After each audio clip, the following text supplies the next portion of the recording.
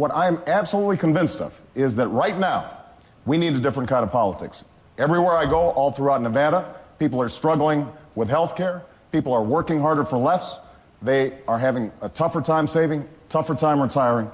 And part of the reason is because they don't feel that Washington is listening to them. And what I want to do in this campaign is make certain that we are breaking out of the gridlock and the partisanship and the standard practices of Washington and actually start listening to the American people to get things done. Senator Clinton, you want to respond? Well, I hear what Senator Obama is saying, and he talks a lot about stepping up and taking responsibility and taking strong positions. But when it came time to step up and decide whether or not he would support universal health care coverage, he chose not to do that. His plan would leave 15 million Americans out. That's about the population of Nevada, Iowa, South Carolina, and New Hampshire. I have a universal health care plan that covers everyone.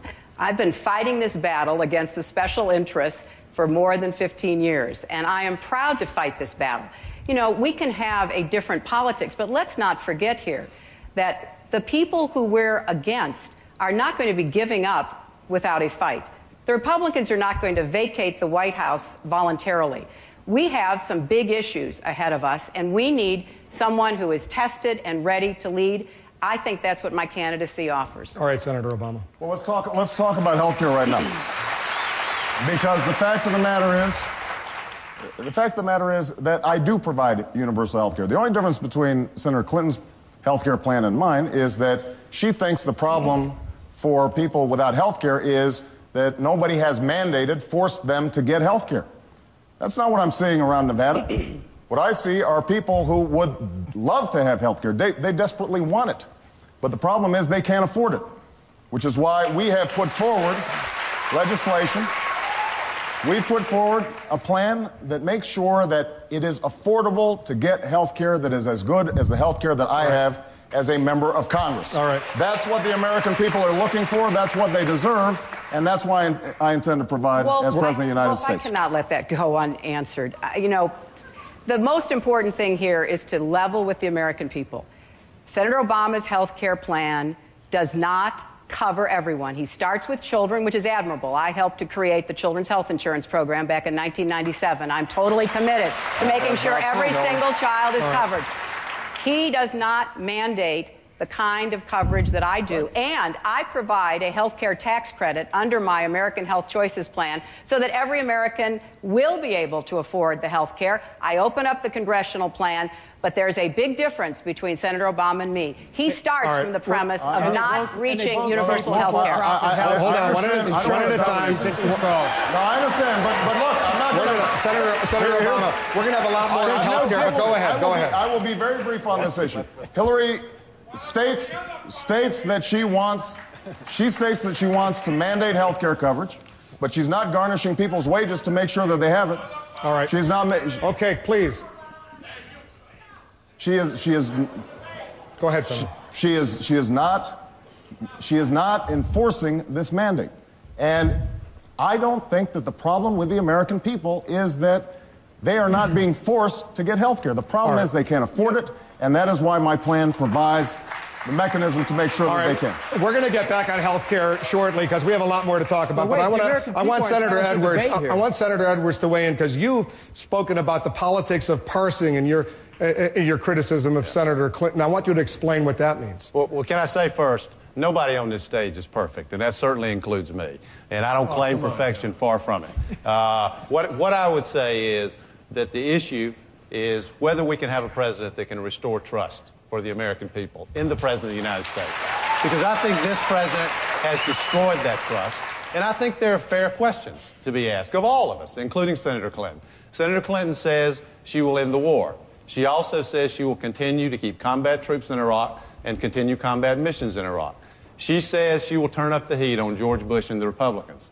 But when the crucial vote came on stopping Bush, Cheney, and the neocons on Iran, she voted with Bush and Cheney. On the issue of Social Security,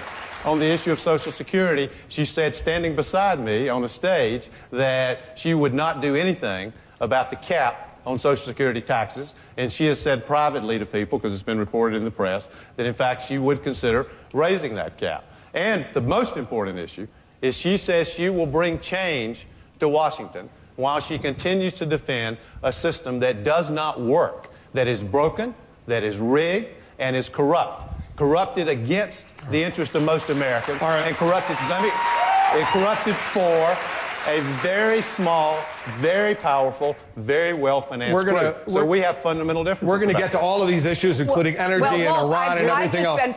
Senator Clinton, I'll let you respond because there was a direct charge made against you. Then we're going to bring in everybody. Everyone's going to get time tonight. Don't worry, we got a lot of time. Go ahead. Well, you know, I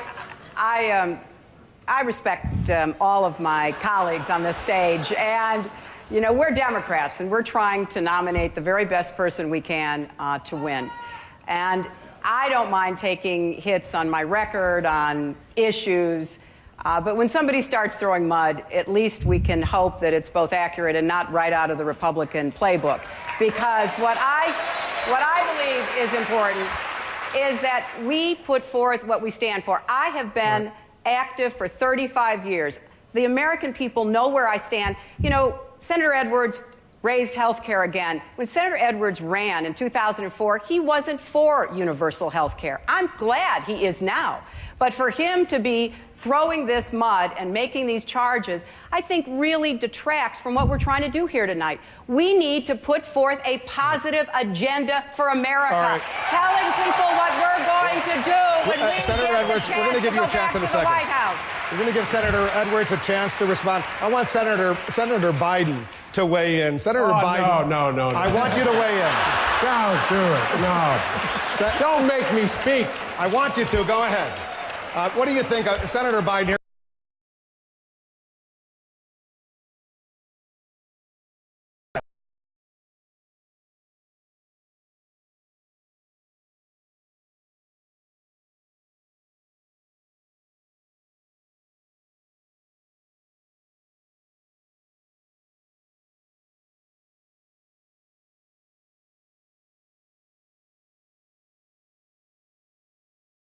Just things are looking bad for them.